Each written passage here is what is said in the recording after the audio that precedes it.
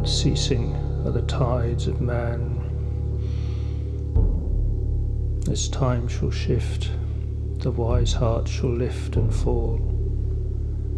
Innocence surfs, the wave ebbs and rolls, and as waves of time crash on the shore, past meets present, the bell tolls, and he that knows finds a course, a thread through the living and the dead. For those lost in the mist return, half formed, half found, in sight and sound. Are you really there, you ask? Oh, so. The reply is soft and slow. You too are an apparition. Before, on the nearest shore, touch tells more, as you breathe the mist of your ancestral tour. Here arrive and ever return, eternal creation, making of mortal God. O mortal God, to thee atone with weeping sod and chandelier bone, conjured from afar, a crystal prism to a star. To speak sky beneath holy ground, relics of sages, bloodlight, river of ages. For history shall turn and churn, plough of revolving, evolving God.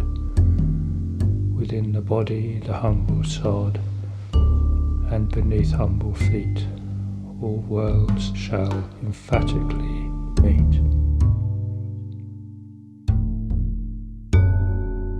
Sowing seed, word of mortal God and eyes, harvest to still heart, love-wise.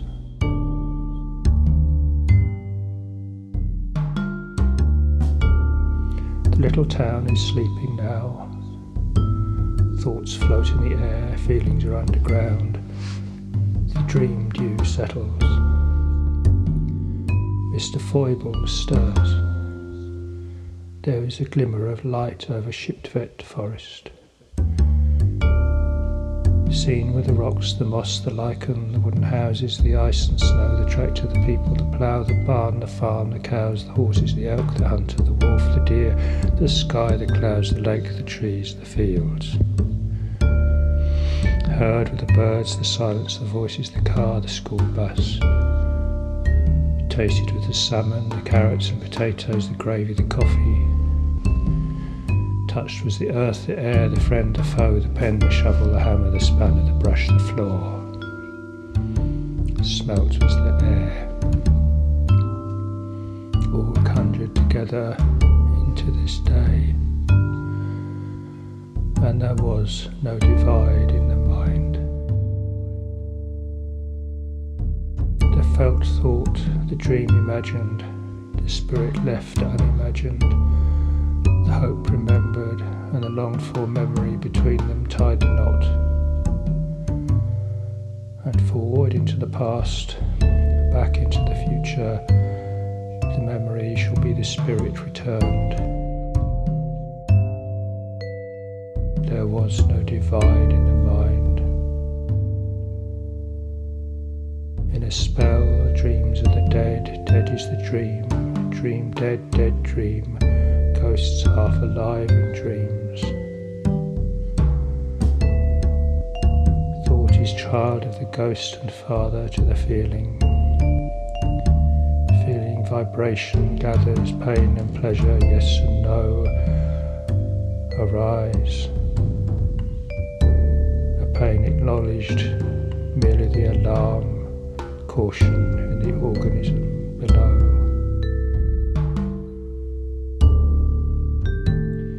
There was time and place in the mind, a particular particulars, and within these the universals. The equations were written, and there was the unwritten equation. The imagined was alive in a spell. There was no divide in the mind. In the open mind, where relations are free and fluid, dreams were brought to life or allowed to pass. Past to talk to present, and present to past. Words cast their spell over the heart, and the mind was alive in the book, and in the enchanted memory there was no divide in the mind. Spirit spoke, thought echoed, feeling in its own way, heard, touched, tasted. Division, flight of the spirit thought, sky mind. There was no divide in the mind.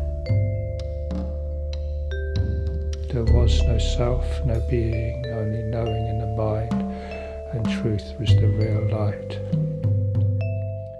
There was no divide in the mind until the present voice found its true source, the peaceful one who knows. Then truth was the voice of freedom. I can fly, replied the fantasy. There was a pause. The fantasy, impatient, showed its claws. I shall feed the birds, thought Mr. Foibles. Such is the air, said the bird. Such is the water, said the fish. Such is the mind, said Mr. Foibles. You are my blind spots, he told the anger and the greed. Let me see, he said. Then Mr. Foibles rose to his full height. He planted his feet firmly on the ground and spoke as never before. You are my children, he told the feelings, but you are sleepy, he told the dream. You are my ancestors, he told the visions.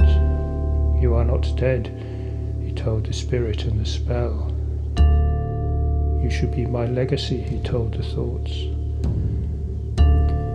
And the present that listened to the past was filled with love and grief. The past that heard the love and grief understood, and the present that heard this understanding finally let go.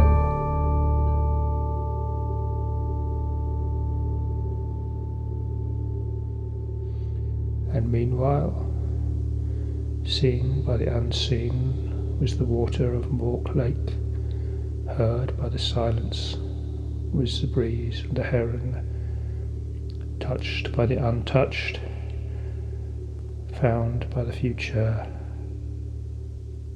and there was peace forevermore.